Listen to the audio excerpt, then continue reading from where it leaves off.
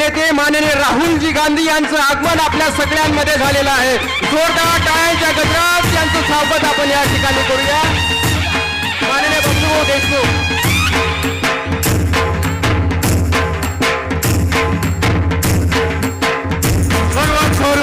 नमन करतो. आजच्या या महाविकास आघाडीच्या उमेदवाराच्या प्रचारार्थ काँग्रेसचे बळवंतराव वानखडे यांच्या प्रचारार्थ उपस्थित आमचे ऑल इंडियाचे नेते, काँग्रेसचे ऑल इंडियाचे नेते राहुलजी गांधी यांचं आगमन झालंय. माननीय राहुलजी गांधी हे आपल्यात पोहोचले आहेत. राहुलजींना पाहण्यासाठी एवढी अफाट गर्दी, ऐकण्यासाठी एवढी अफाट गर्दी आणि मतदान करण्यासाठी एवढी अफाट गर्दी. राहुल गांधींना मी एकच सांगतो की इथे 78 मध्ये 1978 मध्ये इंदिरा गांधी आल्या होत्या आणि इंदिरा गांधी आल्यानंतर इथली सीट एखाद्या लाखाच्या फरकानं निवडून आली आणि आता राहुलजी गांधी इथे आले आहेत. ती ही सीट 2-2.5 लाखाच्या फरकानं निवडून आल्याशिवाय राहणार नाही. एवढी सर्व मतदारांना मी विनंती करतो की येणाऱ्या 26 तारखेला दुसरी नंबरची बटन, काँग्रेसची बटन, पंजाची बटन दाबा आणि असंख्य बहुमताने पंजाला निवडून आणा एवढीच विनंती करतो आणि माझे 2 शब्द समाप्त करतो. खूप खूप धन्यवाद बबलू. यानंतर माननीय राहुलजींचं स्वागत इंडिया आघाडीच्या वतीनं आणि महाविकास आघाडीच्या वतीनं मी आदरणीय यशोमतीताई आणि सर्व इंडिया आघाडीच्या पदाधिकाऱ्यांना विनंती करतो की त्यांनी माननीय राहुलजी गांधी यांचं संयुक्तिक स्वागत या ठिकाणी करावं. वंदनीय राष्ट्रसंत तुकडोजी महाराजांची ग्रामगीता देऊन आदरणीय यशोमतीताई स्वागत करतात. माझी सर्व महाविकास आघाडीच्या विनंती आहे की आपण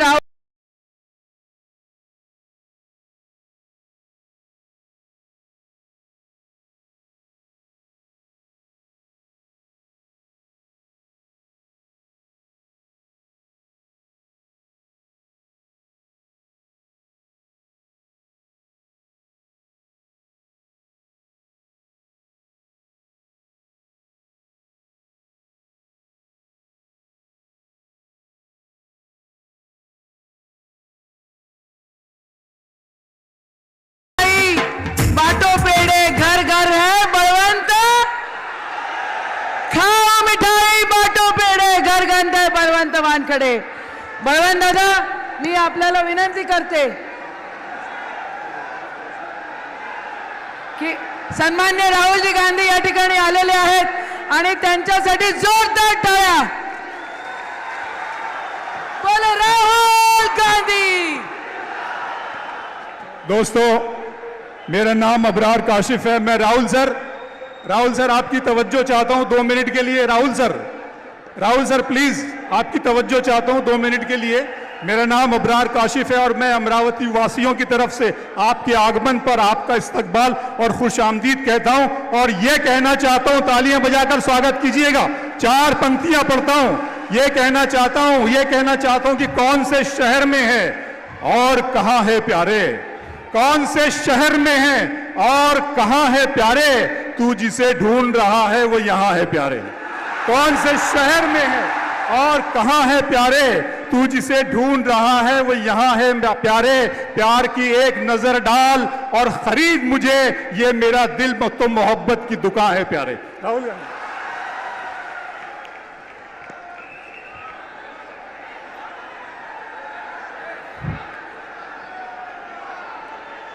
नाना पटोले जी,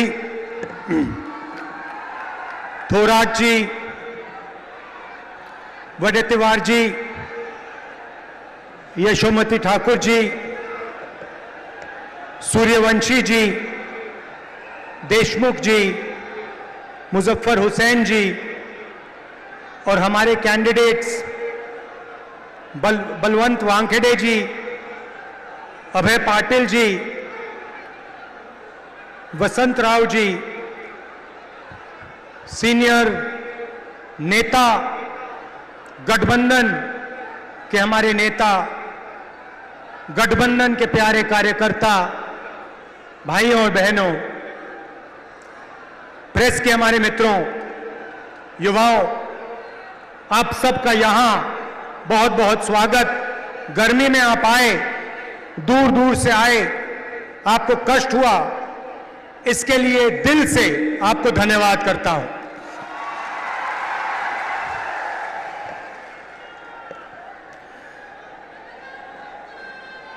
ये जो चुनाव है, ये संविधान और लोकतंत्र को बचाने का चुनाव है। पहली बार किसी भी राजनीतिक पार्टी ने हिंदुस्तान के इतिहास में पहली बार संविधान पर आक्रमण किया है और संविधान को खत्म करने की कोशिश कर रहे हैं। तो एक तरफ इंडिया गठबंधन जो संविधान की रक्षा कर रहा है और लोकतंत्र की रक्षा कर रहा है, और दूसरी तरफ नरेंद्र मोदी, आरएसएस और बीजेपी जो संविधान को, लोकतंत्र को खत्म करने की कोशिश कर रहे हैं। तो ये इनका लक्ष्य है। इनके मेंबर ऑफ पार्लियामेंट ने कहा कि अगर हम चुनाव जीतेंगे तो हम संविधान को बदल देंगे। मैं महाराष्ट्र को, बाकी देश को मैसेज देना चाहता हूं कि हमारे संविधान को कोई भी, दुनिया में कोई भी शक्ति नहीं बदल सकती है। पता नहीं इन लोगों ने अपने आप को क्या समझ रखा है। संविधान हिंदुस्तान की आवाज है, गरीबों की आवाज है, पिछड़ों की, दलितों की, आदिवासियों की आवाज है। इसको कोई नहीं बदल सकता, कोई शक्ति इसको बदल नहीं सकती। हम देखेंगे यह संविधान कैसे बदला जाता है। भाइयों और बहनों, पिछले 10 साल नरेंद्र मोदी जी ने 22-25 लोगों के लिए सब कुछ किया है। हालात यह है कि आज हिंदुस्तान में 22 ऐसे लोग हैं जिनके पास उतना ही धन है जितना हिंदुस्तान के 70 करोड़ लोगों के हाथों में है। एक तरफ 22 लोग, एक तरफ 70 करोड़ लोग। जितना धन इनके पास, उतना ही धन उनके पास। ये नरेंद्र मोदी जी की देन है। नोटबंदी 22 लोगों के लिए की, किसान बिल 22 लोगों के लिए किए, जीएसटी 22 लोगों के लिए किया, 16 लाख करोड़ रुपए नरेंद्र मोदी ने 25-30 लोगों का कर्जा माफ किया है।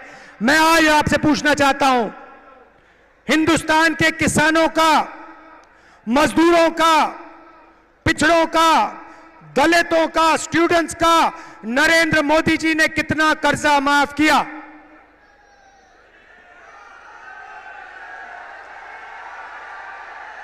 एक रुपया हिंदुस्तान के गरीबों का नरेंद्र मोदी ने माफ नहीं किया। 16 लाख करोड़ रुपए का मतलब 25 साल का मनरेगा। 16 लाख करोड़ रुपए का मतलब जितना हमने किसानों का कर्जा माफ किया था, अगर आप उसे 25 बार करो तो 16 लाख करोड़ रुपए बनते हैं। नरेंद्र मोदी जी ने 22-25 लोगों को 25 साल का मनरेगा का पैसा पकड़ा दिया और फिर कहते हैं कि गरीबों की सरकार चलाते हैं। उन्होंने 22 अरब पतियों की मदद की। तो आज मैं आपको साफ बताने आया हूं, हमारा जवाब क्या है, मैं आपको बताने आया हूं। उन्होंने अरबपति तैयार किए हम करोड़ों लाखपति बनाने जा रहे हैं।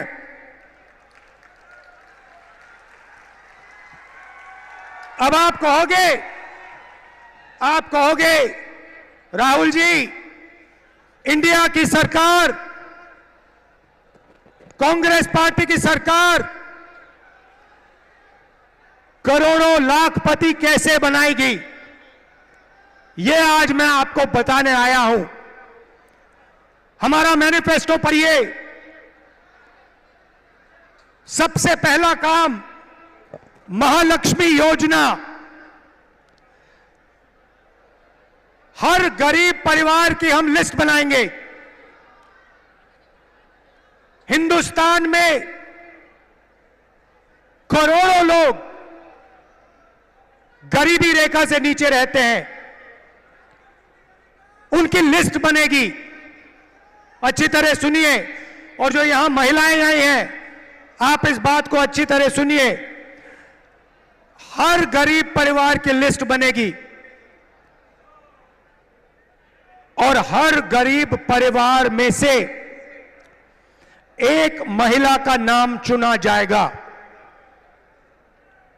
और उस महिला के बैंक अकाउंट में कांग्रेस पार्टी की सरकार, इंडिया गठबंधन की सरकार हर साल सीधे बैंक अकाउंट में 1 लाख रुपया डालने जा रही है।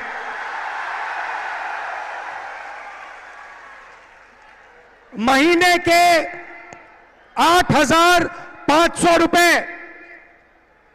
साल के 1 लाख रुपए करोड़ों महिलाओं के बैंक अकाउंट में हर महीने ठकाठक ठकाठक ठकाठक ठकाठक ठकाठक ठकाठक ठकाठक। आप अरबपति बनाओ, हम लाखपति बनाएंगे। आप 25 अरबपति बनाओ, हम करोड़ों लाखपति बनाएंगे। भाई और बहनों, सीधी सी बात है और महिलाएं ये बात अच्छी तरह समझेंगी। हिंदुस्तान में 21वीं सदी में स्त्री और पुरुष दोनों जॉब करते हैं। सही? सही? मनरेगा महिलाएं भी करती हैं, पुरुष भी करते हैं। सही? तो जब आप जॉब करते हो, 8-10 घंटे की जॉब करते हो, स्त्री को भी पैसा मिलता है, पुरुष को भी पैसा मिलता है। सही? ठीक है। मगर हर महिला, इस देश की हर महिला 8 घंटे घर के बाहर जॉब करती है और फिर 8 घंटे घर में जॉब करती है। खाना भोजन बनाती है, बच्चों की देखभाल करती है, भविष्य की, हिंदुस्तान की के भविष्य की रक्षा करती है। मगर 8 घंटे के लिए आपको पैसा मिलता है, मगर जो घर में आप काम करती हैं उसके लिए आज तक आपको किसी सरकार ने पैसा नहीं दिया। यह बात शायद पुरुषों को अच्छी ना लगे, मगर यह हिंदुस्तान की सच्चाई है। देखिए, महिलाएं सब मुस्कुरा रही हैं, ये समझ गई बात। इसीलिए हिंदुस्तान की गरीब महिलाओं के बैंक अकाउंट में 1 लाख रुपए हर साल, 8,500 रुपए हर महीने, ठकाठक ठकाठक ठकाठक ठकाठक ठकाठक। दूसरी बात, यहां बहुत सारी आशा और आंगनवाड़ी की महिलाएं हैं, उनको सीधा मैसेज देना चाहता हूं, आपकी आमदनी हम दुगनी करने जा रहे हैं और हिंदुस्तान की सरकार में और पब्लिक सेक्टर में महिलाओं को 50% रिजर्वेशन देने जा रहे हैं।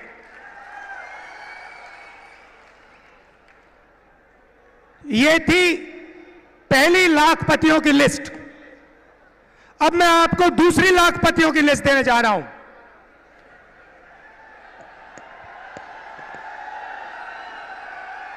पहली लिस्ट में हिंदुस्तान के सबसे गरीब परिवारों को हम 1 लाख रुपए देने जा रहे हैं। अब आप कहोगे करोड़ों लाखपति तो आपने यहां बना दिए, अब कहां बनाओगे? अब मैं वो आपको बताना चाह रहा हूं। नरेंद्र मोदी जी ने हिंदुस्तान के युवाओं को बहुत तंग किया। पहले उन्होंने कहा 2 करोड़ युवाओं को रोजगार दूंगा, उसके बाद नोटबंदी कर दी, गलत जीएसटी लागू कर दी और बेरोजगारी पूरी देश में फैला दी। आज 45 साल से सबसे ज्यादा बेरोजगारी हिंदुस्तान में है। युवा, करोड़ों युवा सड़कों पे, कस्बों पे आगे पीछे दौड़ते हैं रोजगार ढूंढते हुए, और अमीर घर के बेटे क्या करते हैं? अप्रेंटिसशिप करते हैं। अप्रेंटिसशिप मतलब जॉब मार्केट में जाने से पहले हिंदुस्तान का हर अमीर परिवार अपने बेटे को, बेटी को 6 महीने की, 1 साल की टेम्पररी नौकरी देते हैं। वो नौकरी उन्हें पब्लिक सेक्टर में, प्राइवेट सेक्टर में, सरकारी ऑफिसेज में दी जाती है और उनको इस नौकरी के लिए पैसा मिलता है। ये अरबपति लोग, बड़े बिजनेस वाले अपने बच्चे को इस प्रकार से ट्रेनिंग देते हैं। एक प्रकार से मान लो पेड ट्रेनिंग हो जाती है और जॉब मार्केट में घुसने का तरीका है ये। एक प्रकार से जॉब मार्केट में घुसने का रास्ता है। मगर यह सुविधा हिंदुस्तान के करोड़ों बेरोजगार युवाओं को नहीं मिलती। भटकते रहते हैं, मांगते रहते हैं, हाथ जोड़ते रहते हैं, मगर कोई इनकी सुनता नहीं, नरेंद्र मोदी नहीं सुनते। तो हम पहली बार, दुनिया में पहली बार एक नया कानून ला रहे हैं जो सुविधा हिंदुस्तान के सबसे अमीर लोग अपने बच्चों को देते हैं, वही सुविधा हम हिंदुस्तान के हर बेरोजगार युवा को देने जा रहे हैं। भाई और बहनों, इंडिया गठबंधन की सरकार दुनिया में सबसे पहली सरकार होने जा रही है जो अपने युवाओं को अप्रेंटिसशिप का अधिकार देने जा रही है। सीधा सा मामला है, हिंदुस्तान के सारे graduates, college graduates, university graduates, diploma holders, सारे के सारों को यह अधिकार दिया जाएगा। पब्लिक सेक्टर में, प्राइवेट सेक्टर में, सरकारी ऑफिसेज में आपको 1 साल की अप्रेंटिसशिप, 1 साल की नौकरी हिंदुस्तान की सरकार गारंटी करके देने जा रही है। 1 साल में प्राइवेट सेक्टर में, पब्लिक सेक्टर में, सरकारी ऑफिसेज में आपको नौकरी मिलेगी और ट्रेनिंग मिलेगी। और भाई और बहनों, सिर्फ ट्रेनिंग और नौकरी नहीं मिलेगी, बैंक अकाउंट में साल के 1 लाख रुपए मिलेंगे।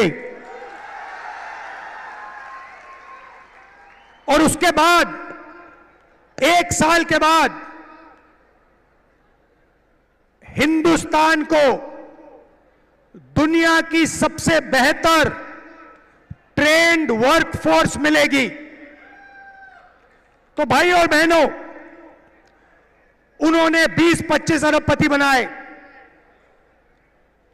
हम करोड़ों लाखपति बनाने जा रहे हैं।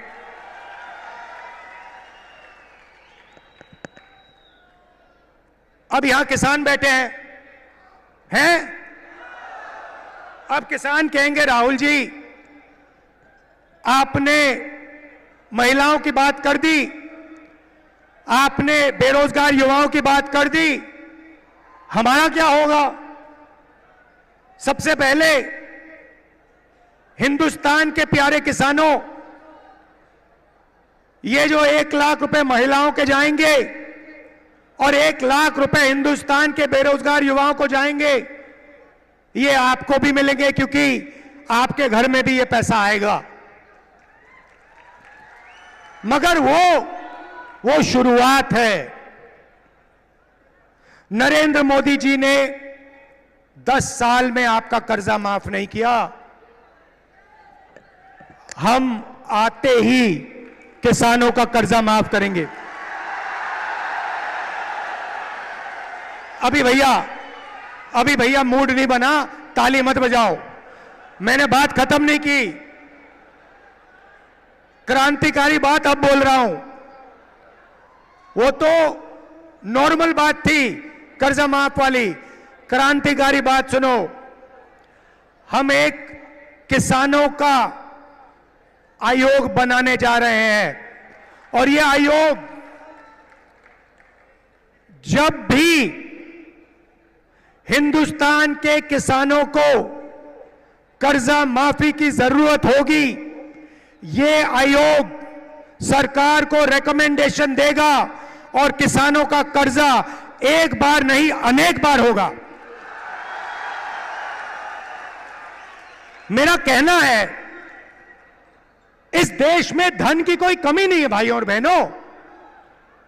आप देखो, अरबपतियों की ओर देखो, उनकी गाड़ियों को देखो, उनके घरों को देखो, उनके हवाई जहाजों को देखो, धन की कोई कमी नहीं है। मैं सिर्फ यह कह रहा हूं कि अगर अरबपतियों का कर्जा माफ हो सकता है तो गरीबों का भी कर्जा माफ हो सकता है। मैं सिर्फ न्याय मांग रहा हूं। आप उनका करो मगर फिर किसानों का भी करो। अगर किसानों का नहीं कर रहे हो तो फिर उनका भी मत करो। अब आखिरी और सबसे मजेदार बात, आज मैं आपका मूड बनाने आया हूं। आज मैं आपको खुश करने आया हूं, नया सपना दिखाने आया हूं। अब सबसे मजे की बात, ये जो मैंने आपको बताया ये तो शुरुआत है, मगर क्रांतिकारी बात भाइयों और बहनों, ये देखो, ये हमारे मीडिया के मित्र हैं, इनकी ओर देखो।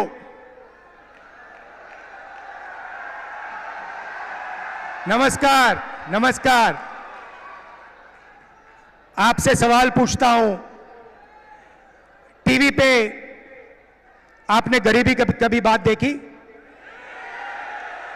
आपने किसी भूखे इंसान को, किसी गरीब किसान को, किसी मजदूर को टीवी पे देखा?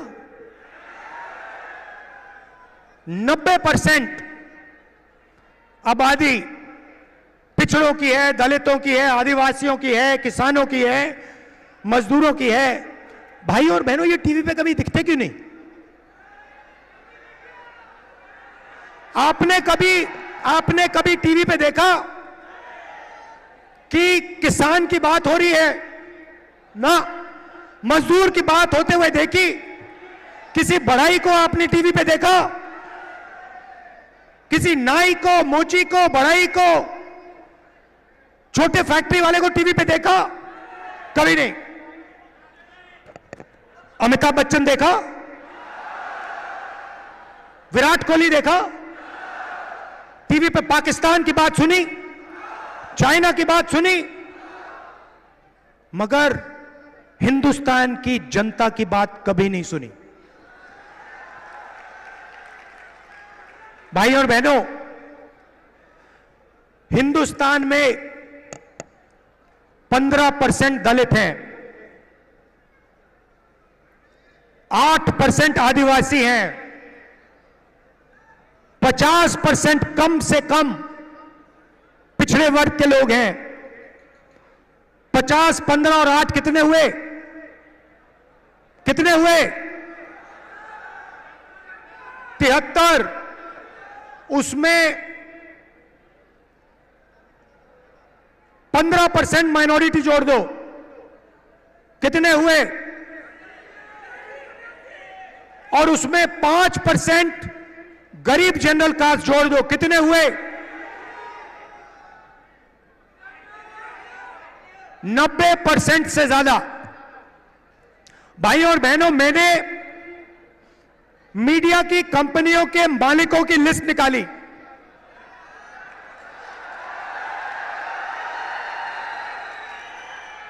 और इनके जो बड़े से बड़े एंकर हैं, उनकी लिस्ट निकाली। मैंने 300 से ज्यादा एंकरों की लिस्ट निकाली, हर मालिक की लिस्ट निकाली। और भाई और बहनों, मजे की बात आपको बताता हूं, उस लिस्ट में ना एक दलित, ना एक पिछड़ा, ना एक आदिवासी, ना एक गरीब जनरल कास्ट का व्यक्ति, ना एक आदिवासी, ना एक दलित, ना एक पिछड़ा, कोई नहीं। 90% आबादी में से इनमें कोई है ही नहीं। आपकी बात क्यों करें? आपकी बात क्यों करें? आपका तो है ही नहीं कोई इसमें। अब चुप हो गए आप सब। ओ, राहुल गांधी ने सही बात बोल दी, ये तो हमने सोचा भी नहीं था। चेहरे तो हम रोज देख रहे थे, चेहरे तो हम रोज देख रहे थे, मगर हमने नहीं सोचा कि इनमें ना एक आदिवासी, ना एक दलित, ना एक पिछड़ा।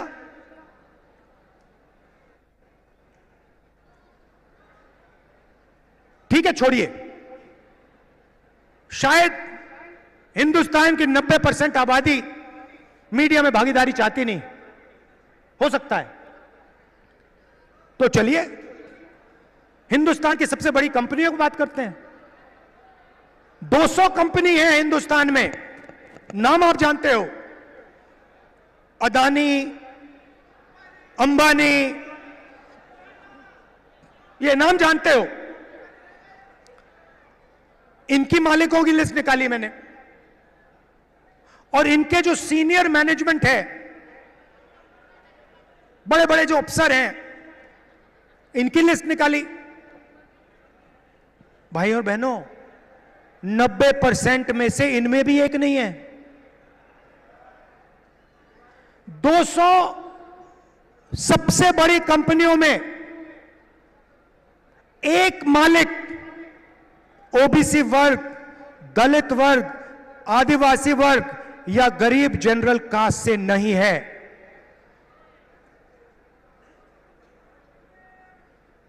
लाखों करोड़ रुपए कर्जा माफ हो जाता है, आपका तो एक आदमी उसमें नहीं है। जीएसटी का पैसा आप देते हो, जितनी जीएसटी आप देते हो उतनी अदानी देता है। ये आपने सुंदर गुलाबी शर्ट जो खरीदी, ये कितने की खरीदी? हाँ आप, हाँ भाई आप, हाँ खड़े हो जाओ, खड़े हो जाओ। 500 की ना? अगर यही शर्ट अदानी खरीदता, कितनी जीएसटी देता हो? जितनी आपने दी। 18% आप देते हो, 18% वो देता है। पैसा आपका, पैसा पिछड़े वर्ग का, दलितों का, आदिवासियों का, गरीब जनरल कास्ट का, माइनॉरिटी का। और कर्जा माफ 22-25 लोगों का। अब आप कहोगे राहुल जी हम मीडिया में नहीं चाहते, हम कॉर्पोरेट इंडिया में भी नहीं चाहते, तो मैं कहूंगा ठीक है सरकार तो ले लो। तो सरकार में देखते हैं। सरकार में दिल्ली की सरकार को 90 अफसर चलाते हैं, आईएएस अफसर हैं। बजट को वो बांटते हैं, एक एक रुपया का निर्णय लेते हैं। डिफेंस में कितना जाएगा, सड़कों में कितना जाएगा, महाराष्ट्र को कितना मिलेगा, रेलवेज को कितना मिलेगा, डिफेंस को कितना मिलेगा, सब कुछ वो निर्णय लेते। 90 है 90। तो मैंने लिस्ट निकाली, मैंने कहा पता लगाते हैं 90 में से आदिवासी, दलित, पिछड़े वर्ग के कितने हैं। आपको पता है, शर्म की बात है, 90 में से एक आदिवासी है और उसको पिछली ऑफिस में कहीं बैठा रखा है। 3 दलित हैं और 3 पिछड़े वर्ग के हैं, ओबीसी। और अगर आप पूरे बजट को देखें तो अगर हिंदुस्तान की सरकार 100 रुपए खर्च करती है तो ओबीसी अफसर, दलित अफसर, आदिवासी अफसर 100 रुपए में से 6 रुपए 10 पैसे का निर्णय लेता है। तो आपकी भागीदारी सरकार में भी नहीं है, आप कहीं के नहीं हो। इस बात को आपको गहराई से समझना होगा। यह कॉन्स्टिट्यूशन इसलिए मिटाना चाहते हैं कि आपको अपनी सच्ची शक्ति ना समझ आ जाए, कि आपको अपनी सच्ची आबादी, सच्ची पावर ना समझ आ जाए। क्योंकि अगर आपको आ गई तो संविधान से आप दूसरा काम निकालोगे। यह संविधान एक किताब नहीं है भाइयों और बहनों, यह गरीबों का हथियार है।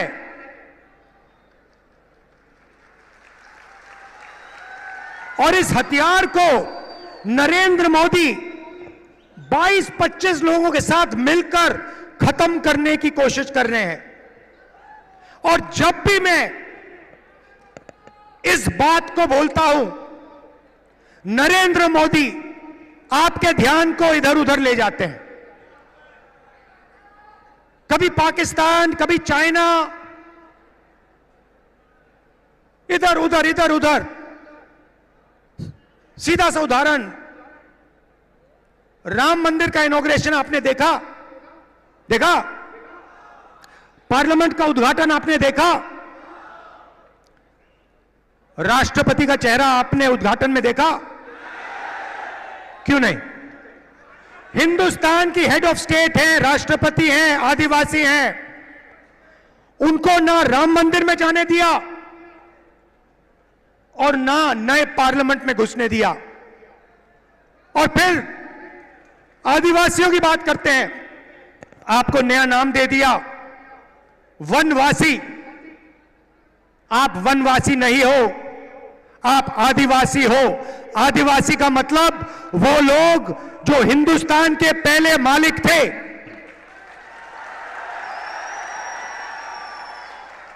तो भाइयों और बहनों, दूध का दूध, पानी का पानी करना है। हिंदुस्तान का एक्सरे कराना है।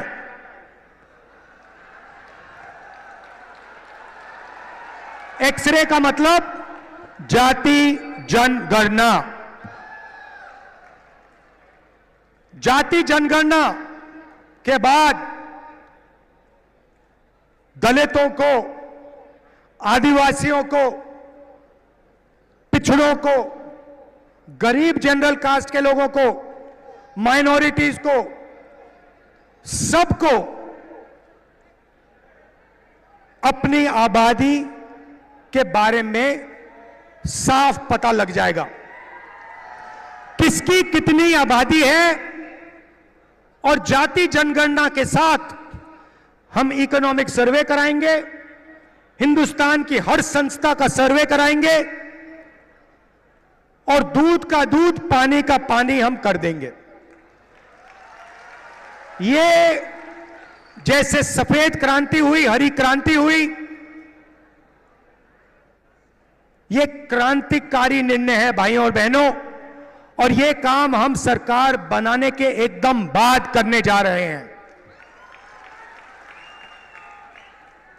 तो ये मैं आज आपसे कहने आया था। मजा आया? जितना पैसा भाइयों और बहनों, जितना वो अरबपतियों को देंगे ना, जितना अरबपतियों को देंगे, उतना हम किसानों को, मजदूरों को, गरीबों को, पिछड़ों को, दलितों को, आदिवासियों को देंगे। तो याद रखिए, दो तरीके से हम लाखपति बनाने जा रहे हैं। महालक्ष्मी योजना और अप्रेंटिसशिप का अधिकार, और इन दो क्रांतिकारी काम करने के बाद हिंदुस्तान का चेहरा बदलने जा रहा है। आप सबका दिल से धन्यवाद करता हूं। इतनी गर्मी में आप आए, इतने प्यार से आपने मेरी बात सुनी। नफरत के बाजार में मोहब्बत की दुकान खोलनी है। जय हिंद। बहुत बहुत धन्यवाद। भारत माता की, भारत माता की।